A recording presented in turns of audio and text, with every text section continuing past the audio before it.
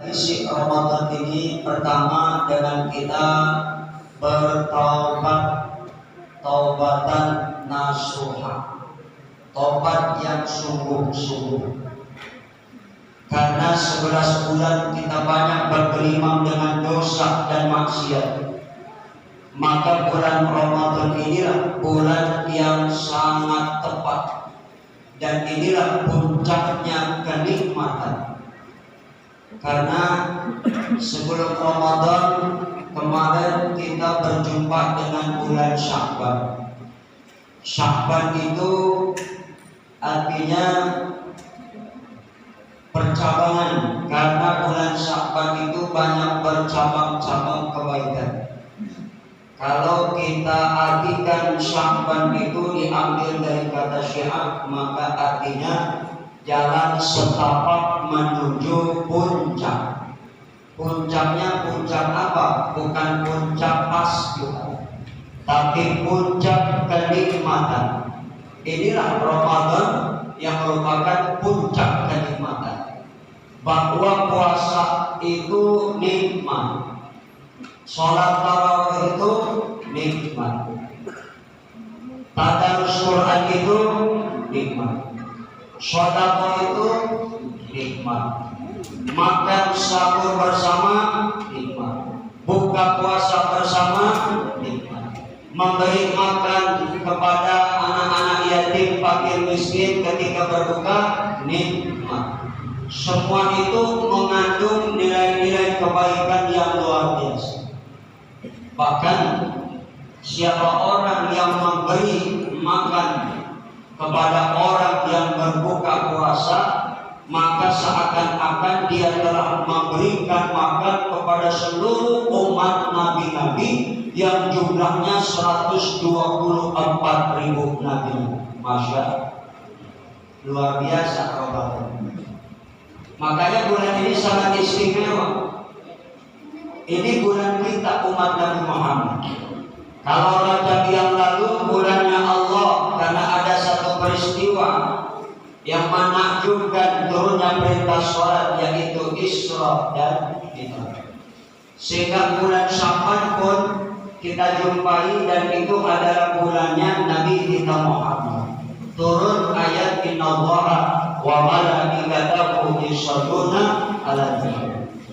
Allah dan malaikat berselawat kepada kanjeng Nabi. Dan setelah bulan Sya'ban berlalu, kita masuki bulan Ramadan yang merupakan bulan bagi kita umat Nabi Muhammad. Alhamdulillah kita dipertemukan ini sebagaimana doa kita tahun lalu. Betul? Apa yang menjadi doa kita? Allahumma barik lana fi Rajab wa Sya'ban wa ballighna. Alhamdulillah. Rajab sudah kita lalui, Sya'ban kita tinggalkan, sekarang kita masuk bulan Ramadan. Ini artinya doa kita tahun lalu dikabul, diijabah oleh Allah. Sebab ada juga saudara-saudara kita seminggu Ramadan mati, ada nggak? Ada nggak? Sehari Ramadan mati, ada nggak? Maka anggap Ramadan ini Ramadan terakhir, karena kubur gak ada yang tahu. Dan mati itu kata Nabi datangnya mendadak, sifatnya unik. Apa uniknya kematian? Kita lihat kadang saudara kita malam ngobrol, dia bercanda, tertawa-tawa, terbahak-bahak, pagi-pagi mati, biasa. Atau sebaliknya, sorenya ngobrol, tahu-tahu malam mati, itu biasa. Lah yang luar biasa, sorenya mati, malam ngobrol kita. Pernah belum jumpa yang kayak gitu? Jangan Pak, serem Pak. Betul, betul. Ibu udah pada buka belum? Alhamdulillah. Nah, inilah Ramadan yang dimana di dalamnya terdapat berbagai macam keutamaan yang Allah berikan. Banyak nilai kebaikan yang Allah berikan pada bulan ini. Apa di antara keutamaan bulan Ramadan ini? Di mana Allah Subhanahu wa taala menjadikan Ramadan sebagai bulan bagi kita umat Nabi Muhammad, di mana seluruh dosa-dosa kita pada bulan ini diampuni oleh Allah Subhanahu wa Ta'ala. Dan keutamaan Ramadan yang luar biasa, pintu-pintu surga dibuka, pintu-pintu neraka ditutup, dan setan-setan itu kata Nabi dibelenggu, dipenjarakan. Ditaruh oleh Allah setan-setan itu dipenjarakan bukan dengan tali besi, tapi diletakkan di dasar laut yang paling bawah, gelapnya sangat luar biasa, dan tidak ada cahaya tembus matahari tembus ke dalam tempat di mana setan dipenjarakan oleh Allah Subhanahu wa Ta'ala. Nah, lewat hadis ini kadang-kadang ada aja anak yang bertanya, Pak Ustaz, ya saya mau tanya, ya boleh. Katanya kata Nabi bulan Ramadan setan dipenjara, dibelenggu. Iya betul. Tapi kenapa kok Ramadan masih ada aja orang yang kagak puasa? Berarti yang menjadi setan itu dia setan. Berarti setannya itu. Betul ya? Kan ada aja setan di pinggir jalan, orang ngasih aus dia hasil bagus. Ada kan? Kadang-kadang kita lihat lewat pinggir jalan ada warteg, kita lihat ada orang cuma palanya doang kelihatan, kakinya nggak kelihatan, lah itu setan. Atau sebaliknya palanya nggak kelihatan, kakinya yang kelihatan, lah itu setan. Nah inilah keutamaan Ramadan. Di samping keutamaan dibuka pintu surga, ditutup neraka, setan-setan masuk diganti syaitan, dibelenggu dan dipenjarakan oleh Allah. Maka keutamaan yang lain di mana kata Nabi ada 5 kemuliaan yang Allah berikan kepada umatku, tidak diberikan 5 kemuliaan ini kepada umat-umat Nabi lain. Apa yang pertama?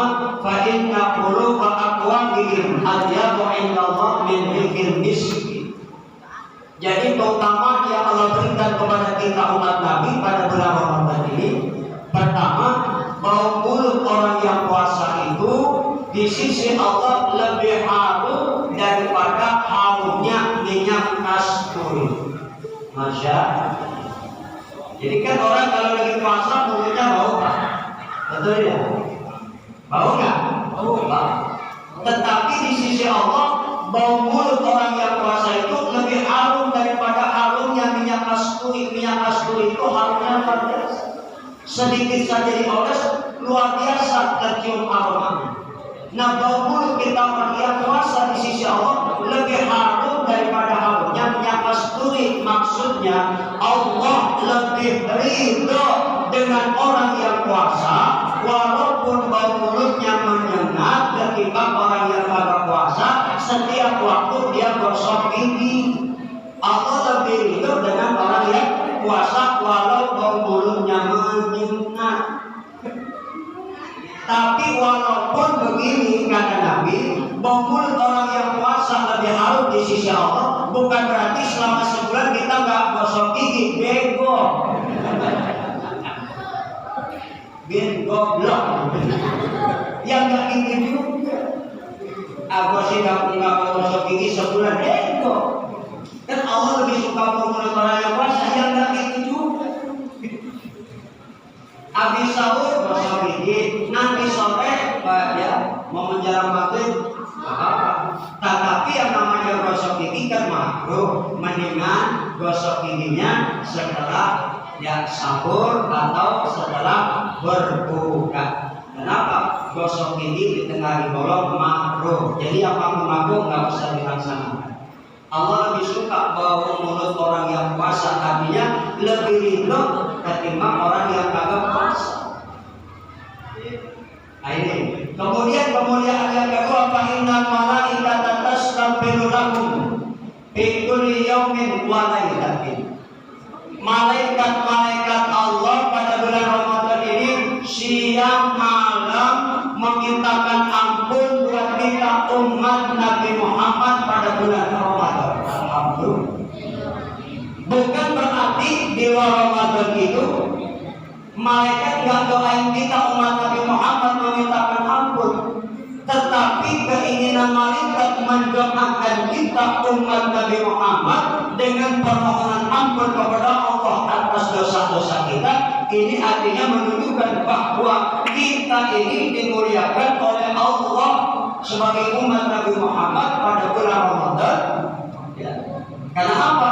Karena malaikat yang punya kemauan memintakan ampun kepada Allah atas dosa-dosa kita. Alhamdulillah. Kalau malaikat yang memintakan ampun manjur apa enggak? Manjur enggak? Ya manjur, makanya malaikat itu selalu mengaminkan apa yang kita ucap juga. Innal malaikata tu'minu ala ma taqulun.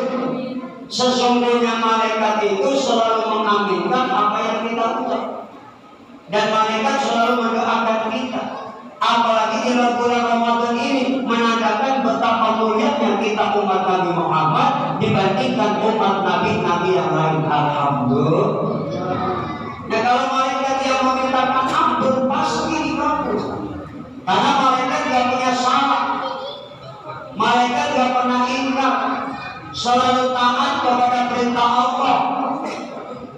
Itu malaikat. La yaqsuna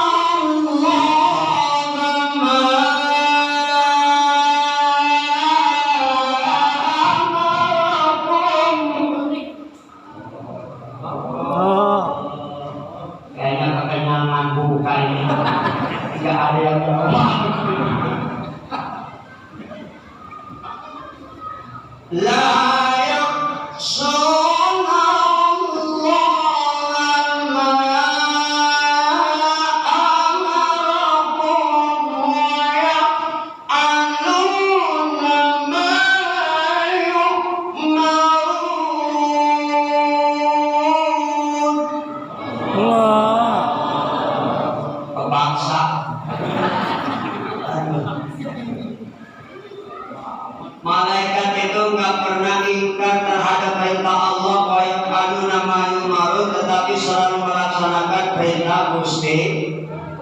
Malaikat nggak pernah punya salah. Kenapa? Nggak punya nafsu. Nggak punya nafsu. Pantas kalau malaikat benar terus. Makanya malaikat mah ibadahnya monoton. Nggak kayak kita mah ibadahnya enak, macam-macam ibadah kita lakukan. Kalau malaikat ada yang setelah Allah cinta diperintah istighfar, cuma istighfar aja sampai kiamat. Ada malaikat yang Allah perintah selesai dicinta, sujud cuma sujud kerjaan, enggak bangun-bangun, maka pegal ke malaikat. Ada malaikat yang tugasnya ya mencabut nyawa, ya udah nyawa aja dicabut. Ada malaikat yang tugasnya ngasih rezeki aja. Ada malaikat yang tugasnya baca tasbih aja yang dibaca. Subhanallah, alhamdulillah, la ilaha illallah, Allahu akbar. Enggak amalnya. Kalau kita ini dikasih Allah bukan cuma nafsu, dikasih akal. Malaikat gak punya nafsu, cuma dikasih akal. Allah cipta dari nur. Kalau manusia dicipta dari tanah, tanahnya macam-macam warnanya. Waktu Allah mencipta Nabi Adam, tanahnya macam-macam, diambil dari berbagai penjuru dunia. Ada tanah itu yang warnanya putih, ada yang warnanya coklat, ada yang warnanya hitam, ada yang warnanya merah, ada yang warnanya kuning. Maka kulit manusia pun beda-beda. Ada yang kulitnya putih, ada yang kemerah-merahan, ada yang coklat, macam-macam. Dan tanah itu pun diambil, ada yang tanahnya tinggi, ada yang tanahnya rendah. Kalau orang yang dicipta dari yang tanahnya tinggi, kadang-kadang orang itu sombong karena dicipta dari tanah yang tinggi. Ada orang yang tawadhu, dicipta dari tanah yang rendah. Ada orang pemarah, itu dicipta dari tanah sengketa. Bagaimana Pak Ustaz kalau sukanya belanja ke Tanah Abang, berarti dicipta untuk perempuan dari Tanah Abang. Makanya belanja dulu kerja ibu. Berarti dicipta dari Tanah Abang, ini ke Tanah Abang, ini ke Tanah Abang. Kalau malaikat dicipta dari nur, manusia dari unsur tanah. Nah, kita cuma diberikan oleh Allah kelebihan. Apa kelebihan manusia? Dikasih nafsu, dikasih akal. Betul. Kalau manusia nggak punya nafsu, nggak ada kehidupan. Begitu habis nikah, belegek aja, nggak ngapa-ngapain apa enaknya. Dan percuma. Karena ada nafsu, makanya ada kehidupan. Kenapa? Tuh manusia beranak pinak. Betul tidak? Maka dikasih nafsu. Nah kalau cuma nafsu doang, nggak punya akal, manusia nanti kacau. Nggak kayak binatang. Dengan akal manusia pikir, oh ini bukan halal, nggak berani nyentuh perempuan, nggak bukan halal, bukan istrinya. Makanya akal ini tempat kita bertanya bisa membedakan baik dan buruk. Mencuri itu benar nggak? Kata akal nggak benar, jangan. Ngurang-ngurangin timbangan kalau pedagang, benar nggak benar, jangan. Korupsi benar nggak benar, jangan. Itu manfaatnya akal. Maka ketika orang yang imannya berada di atas, dia menguasai akal dan nafsunya, manusia itu lebih mulia dari malaikat. Tapi kalau manusia ya dikuasai oleh nafsu dan akalnya, maka manusia itu lebih jahat daripada binatang. Manusia itu bagaikan binatang, bahkan bisa lebih sesat daripada binatang. Makanya nafsu ini gak bisa dibunuh, cuma bisa dikendalikan. Lalu bagaimana cara kita mengendalikan nafsu? Allah turunkan syariat buat kita umat Nabi Muhammad untuk berpuasa. Di mana puasa itu kata Allah, ya ayyuhalladzina amanu kutiba alaikumussyiyam kama kutiba alal ladzina min qablikum la'allakum. Hai orang-orang yang beriman, artinya bahwa hanya orang yang beriman yang mampu untuk melaksanakan puasa. Orang-orang yang memiliki keimanan yang mampu melaksanakan puasa. Yang tidak punya iman tidak mampu. Makanya yang dipanggil Allah orang beriman, bukan orang Islam, bukan. Tapi ya ayyuhalladzina amanu, orang-orang yang beriman. Ayatnya nggak bilang, orang Islam banyak nggak? Tapi yang punya iman sedikit. Orang Islam di negara kita banyak nggak? Tapi yang nggak sholat banyak.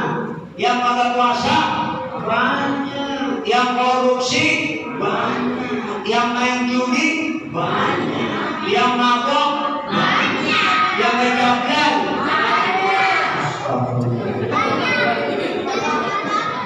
anak kecil tahu-tahu aja. Tapi orang beriman itu luar biasa.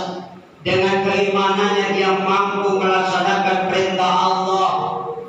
Puasa ini jadi ringan, tahajud jadi ringan, ibadah jadi ringan kalau dasarnya iman. Kenapa? Karena kalau bicara keimanan, insya Allah segala sesuatu ibadah yang diperintah Allah itu akan terasa ringan. Kenapa? Ada kenikmatan. Makanya puasa nikmat, sedekah nikmat, tarawih nikmat, itu karena atas dasar iman. Iman itu artinya kita itu mencintai Allah, percaya adanya Allah, dan kepercayaan ini sesuatu yang sangat penting dalam hidup kita. Artinya kalau kita sudah mengaku iman, maka komitmen iman kita sehingga melahirkan jiwa-jiwa yang muraqabatullah, yang selalu mendekatkan diri kepada Allah, membangkitkan sifat ihsan dalam seluruh aspek kehidupan. Jadi ibadah itu mau ada orang kayak mau kagak ada orang kayak, orang itu selalu berbuat baik. Tapi kita jangan jadi orang baik, jadilah orang yang ikhlas. Kenapa? Orang yang kelihatannya baik belum tentu ikhlas. Kalau orang ikhlas sudah pasti orang itu. Jelas Pak? Jelas Pak? Nah memang hanya orang yang ikhlas yang tidak mampu, iblis menggoda. Tapi orang kalau ibadah yang gak ikhlas gampang pagoda setan, gampang pagoda iblis. Makanya Ramadan jadikan sebagai satu bulan di mana bagi para ulama salafus saleh Ramadan ini adalah bulan training, bulan pendidikan. Karena di dalamnya terjadi semua proses di mana kita umat Islam dituntut untuk menjadi orang yang lebih baik di luar Ramadan. Bagi para ulama salaf, Ramadan ini, bulan puasa ini menjadi bulan penempaan, bulan penempaan dan bulan untuk persiapan diri menyambut datangnya bulan Ramadan, dan supaya kita di luar Ramadan bisa selalu berbuat baik. Kalau di Ramadan kita mampu sholat tarawih sampai 23 rakaat dengan witirnya, kenapa di luar Ramadan kita tidak sanggup sholat sunnah yang lain? Betul. Kalau di Ramadan kita mampu dan sanggup sedekah, maka kenapa di luar Ramadan kita tidak sanggup? Kalau di Ramadan kita mampu menghatamkan Quran, kenapa di luar Ramadan kita tidak sanggup? Tetap kita selalu berupaya untuk melaksanakan nilai-nilai kebaikan walaupun Ramadan sudah berlalu. Itulah kenapa Ramadan dibilang bulan suci, karena memang mensucikan roh dan jiwa kita. Karena kalau roh dan jiwa ini suci, enak. Artinya dalam tubuh kita ini tidak ada lagi penyakit-penyakit yang bisa merusak amal kita. Makanya puasa beda dengan ibadah yang lain. Sholat kena riya, sholat kena penyakit riya. Bisa nggak orang sholat kena riya? Bisa nggak? Bisa. Anak muda sholat ke masjid, mentang-mentang di belakang ada calon mertua, takbirnya dibuat gaya supaya dianggap menantu yang calon menantu yang khusyuk sholatnya. Bisa tidak karena ada calon mertua, takbirnya dibuat-buat di belakang ada mertua. Ada calon mertua, calon mantu khusyuk sholatnya.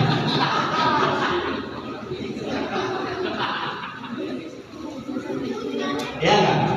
Ada majid sholat Jumat jam 12, jam 10 dan sampai masjid. Sholat Jumat jam 12, jam 10 dan sampai masjid. Kenapa? Rupanya tetangga masjid ada jatah montong.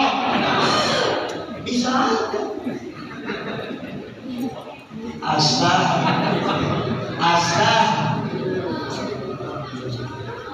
Tapi puasa nggak bisa dijangkiti penyakit riya, nggak bisa. Orang haji bisa kena riya nggak? Bisa. Biar kata haji pulang-pulang tadi disebut Pak Haji, nggak dipanggil Pak Haji, marah. Aku kan udah haji. Haji bisa riya, umroh bisa riya, sedekah bisa kena riya. Datang ke masjid sini, datang bawa duit 10 juta.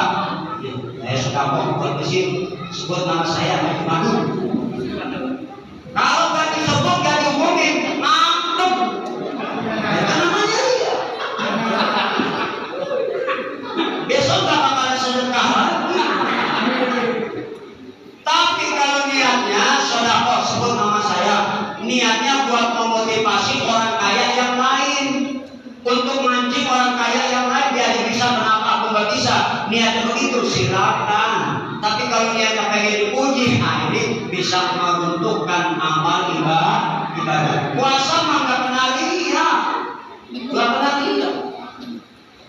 Mama keluar rumah karena mentang-mentang puasa, jalan lemes, pura-pura lemes. Kenapa sih puasa? Nggak bisa. Atau begitu keluar rumah dikit-dikit udah gini, kenapa sih aku puasa? Nggak bisa. Nggak bisa dijangkiti riya. Ini puasa ibadah abstrak yang tahu cuma Allah dan orang yang puasa. Makanya kata Allah dalam hadis qudsi, as-shaumu li wa ana ajzi bi. Puasa itu untukku dan aku sendiri yang membalas pahalanya. Karena puasa mah kita nggak tahu. Dalam satu keluarga kita nggak tahu siapa yang nggak puasa. Tapi ada yang nggak puasa, kita nggak tahu. Betul banget. Betul nggak? Suami berangkat kerja, mungkin karena kerjanya makan membutuhkan tenaga yang luar biasa, atau karena kehausan atau karena kelaparan, akhirnya makan sampai rumah pura-pura lemes. Apa puasa? Puasa.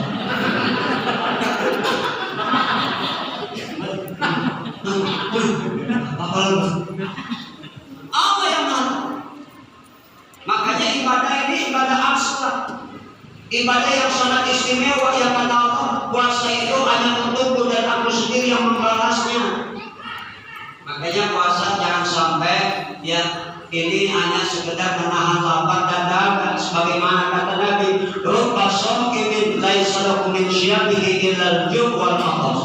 Betapa banyak orang puasa cuma dapat lapar dan dahaga, artinya puasanya tidak ada nilai pahalanya. Kenapa? Puasanya cuma menahan lapar dan dahaga, tapi tidak menjaga dari hal-hal yang membatalkan pahala puasa. Puasa tapi ngomong-ngomongin orang, batal pahalanya. Puasanya sah tapi pahalanya tak ada. Puasa tapi bohong, puasanya sah tapi pahalanya tak ada. Betul. Lalu apa sih syaratnya wajib puasa itu? Pertama, orang yang wajib puasa syaratnya Islam. Kalau orang itu Islam wajib. Wajib apa enggak? Yang kedua syaratnya balik. Balik itu ukurannya bocah umur 15 tahun. Kalau laki-laki dia belum mimpi basah, belum mimpi junub, dilihat dari diukur dari umurnya. Kalau sudah umur 15 tahun, walaupun belum pernah mimpi junub, maka sudah wajib puasa. Umur 15 tahun secara tabulan komariah atau hijriah. Kalau perempuan patokannya haid. Kalau udah 9 tahun haid, nah itu sudah balik, udah wajib puasa. Tapi kalau belum haid juga, dilihat umurnya 15 tahun sudah wajib puasa. Kalau 9 tahun udah haid, itu bukan haid, istihadah, namanya darah penyakit, harus bawa ke rumah sakit. Itu balik. Yang ketiga, yang wajib puasa itu orang yang akil, berakal, artinya enggak gila. Maka kalau enggak gila wajib. Ada lihat orang udah tua bapak, udah gede, enggak puasa, maka Islam.